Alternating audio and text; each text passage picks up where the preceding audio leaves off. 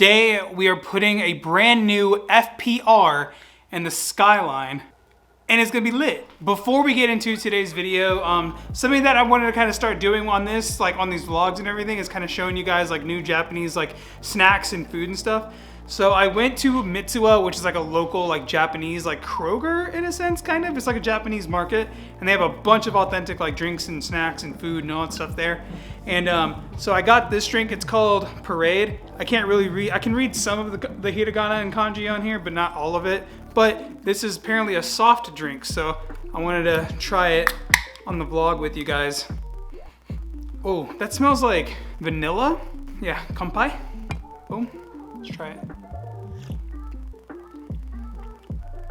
Oh God, that's really good. I want you to try it. Is it like vanilla cream soda? No, try it. Oh, that's not at all what I expected. Yeah, I thought it was gonna be carbonated. It's like a milk tea. Yeah, I was gonna say it's almost like eggnog, but not like thick like eggnog, but like wow, that's really good. This makes it look like it is a carbonated Yeah, like soda. this. So this image right here makes it look like it's a carbonated soda, and it even says soft drink on the back here. But oh well, that's pretty good. So today in the Skyline, we're gonna be replacing a couple of things. So first and foremost, this gauge is gonna be getting replaced. So if you guys watched the previous episode, this was put in by our tuner Ethan. Shout out to you, who helped kind of fix the FPR temporarily. And then this entire thing right in here. So this is the FPR right here. So this is gonna get replaced. These lines and stuff have to get replaced. And fortunately, this is an adjustment or like a modification that we can do without having the tuner here on site. So basically we'll be able to put in the new FPR and then take it back to Ethan, so that way we can get the car retuned and back on like the correct mapping and everything. So that way Hannah can drive the car and boost. So this is the FPR that Hannah decided to choose. It's from ISR. Do you want to kind of like, do you have any insight as to why you chose this one specifically, or just because it's... It came in a kit with the adapter. And yeah. This, the bracket, the gauge, and these from Injuku. So I just went and got everything instead of having to piece it together. Yeah, and how much was this whole thing? It was like $200. Okay, so for $200, and they even supplied like this fuel line as well. So for $200 in the box, you get this fuel line. You get this super sick. I like feeling this in your hand. It actually has like some weight to it, and it feels quality. Like it feels nice. So you actually get that. Again, like this like bracket that she was talking about, the actual gauge itself, and then you get some like adapters and everything that go on the FPR itself as well. So that is all super sick. So I'm gonna be walking you guys kind of through what's going on here. So this is the supply line that's going into the actual fuel filter, and then this is the return line that's connected to like the fuel tank and everything. So what's gonna happen is this fuel return line is gonna mount to the bottom of the, so we're probably gonna mount this thing over here on the shock tower. So this return line is gonna feed, we're gonna attach a nipple here so that they'll connect there. And then this line right over here, coming off of the intake manifold, is gonna go from there. So we're gonna have a line that connects there, and it's gonna route all the way into here. Hannah's finding a Allen key or something so that we can take that out and mount the gauge. And then this supply line right here is, so this gauge, this entire whole gauge here is coming out. This supply line is just gonna mount back over here. So kind of just walking you guys through how everything is going to be connected. It's actually really simple now that we've kind of sit here and looked at it and figured out how we're going to route all the lines. Pretty straightforward. We're going to have to drill some holes over here in the shock tower so that way we can mount this, and then we're going to get all of these lines connected. Hopefully easy install. Fingers crossed. Easy install. Let's go, baby.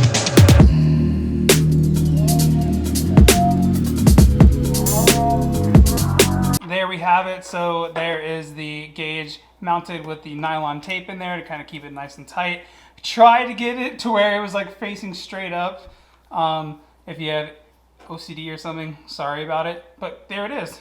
Really nice, super clean. Looks good. So more nylon tape in like basically the side feed, or the bottom feed actually. So this is gonna go mounted right here in the bottom, just like this. Just gonna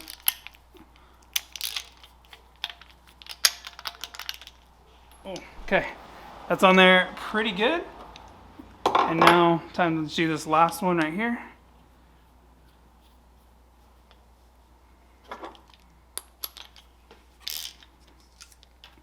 Boom.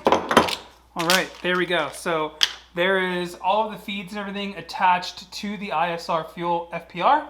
So this is really cool.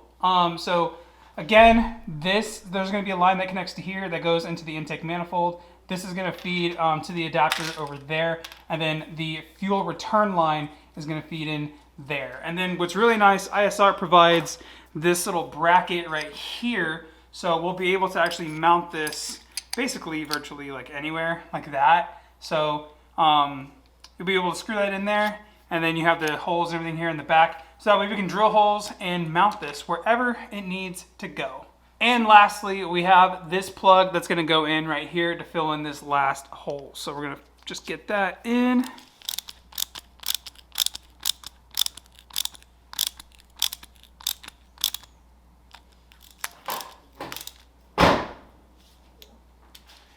So the first thing that we're going to do is we're going to jack the car up. We're going to take off this front wheel so that way we can access the shock tower right here. Because like I said, we have to drill holes in there so we can mount the FPR. So first thing to do, jack the car up, take the wheel off so we can drill holes and access the hardware.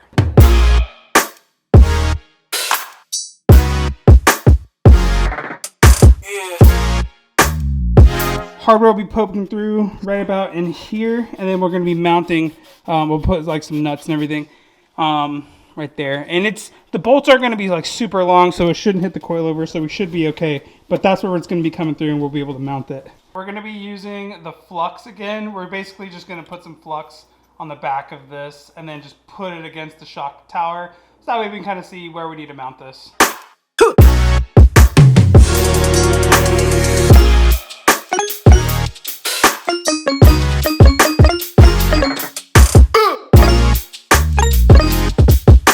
We kind of got two little marks right there on the shock tower where it's going to be mounted. And so now the next step is literally just to drill the holes. And remember, for those of you that are watching, if you haven't drilled anything like this, start small and go up. So the actual hardware that we're going to be using is a little bit larger. So it's roughly about this size. Don't start off with a bit that's like this, that's immediately this size. Go small first and work your way up to that.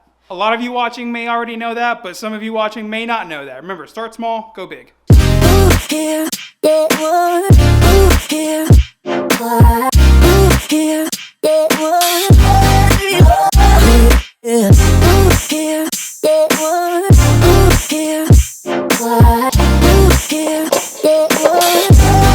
Look at like bridge.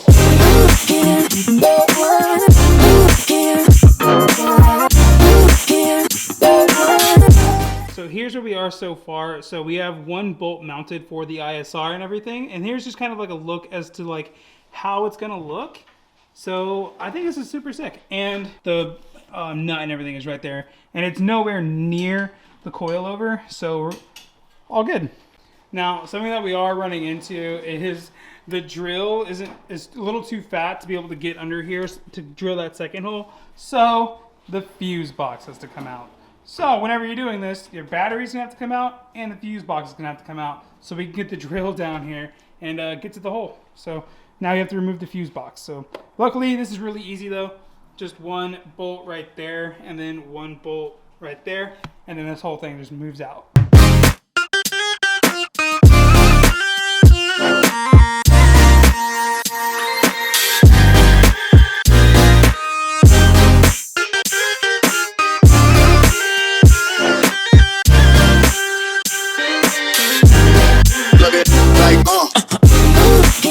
And we got some Rust-Oleum, some clean metal primer that we're basically just gonna spray in there, obviously because you know it's new holes and everything on some bare metal. So we don't want it to rust, so we're gonna spray this in there. So that way it's good.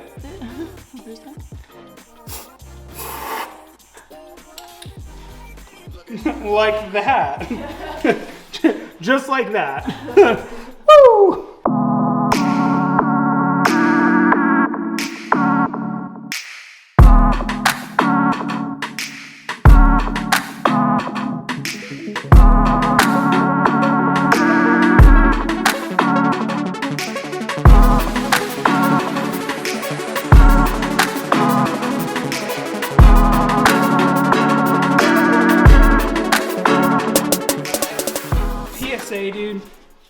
These like pinch clamps, do not use these. These things suck so much. We just had to like fight to get this off. It's because now we can get down here and like we're gonna have to, you know, good old Nissan fashion. We're gonna have to drill out these bolts because they're just so soft they round it out. So we're gonna have to drill these out. But to be able to get down in there, we had to remove these lines. So, but yeah, these like pinch clamps like this, these, don't use these. These suck so much. These are so bad.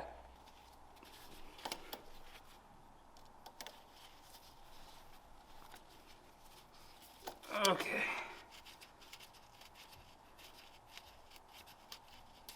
So unnecessary, dude.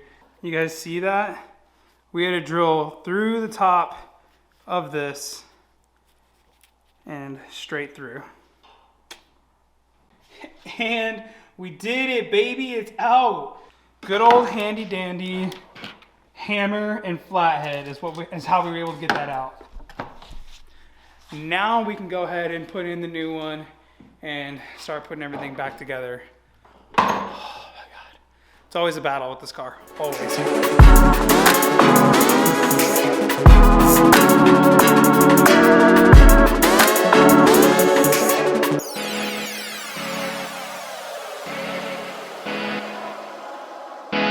So there's the new adapter mounted in right there. We're finally able to get that in, and we went ahead and took off the little line that was like the little bridge that was connected here. The hard line that was right there, we just took that out, and basically what we're gonna do is we're just gonna take a line and just go straight from there across to the FPR itself over there. And that's it, that's it, 2 lines, and then we're done.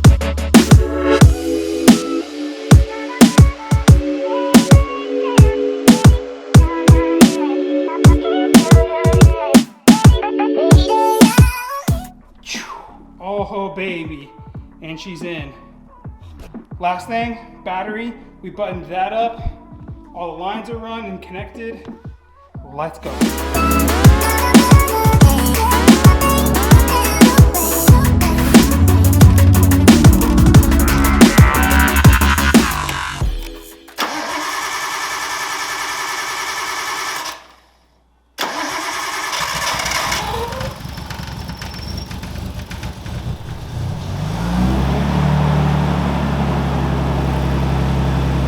We did it! Woo! There we go, baby.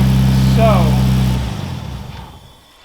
we were able to kind of get everything situated. So this line underneath the return line, we think the fitting on the FPR just wasn't tight enough because it was leaking a little bit. So I had to literally gorilla monkey handle the crap out of that thing. And I was able to get like a little bit of a half turn on it, and it tightened it a little bit more, and we just started the car again. And no leaks this time. So dry, I think everything is good. Like the car starts, it runs, idles fine. The gauge on the FPR is currently sitting at about 29 PSI. We texted our tuner. We don't really know what it needs to be at for the moment, but it's kind of irrelevant as long as we can drive it to his shop, because he's gonna have to retune it anyways, because he had like a band-aid fix because we were bypassing the FPR previously. But now that we've gotten it replaced and everything, we gotta take it back to him and he's gonna tune it and fix it. So the hard part, everything that needs to be done is done. Everything is mounted, all the lines are ran, and that's pretty much it. Hannah's struggling putting her wheel back on. I'm not struggling. No, you're not struggling? No. But guys, never ever say something is going to be easy and quick. Ever. Because this was probably, I want to say that this probably took us 5 hours. 5, 6 hours. Yeah. But it is done. Brand new ISR FPR in the Skyline. High five.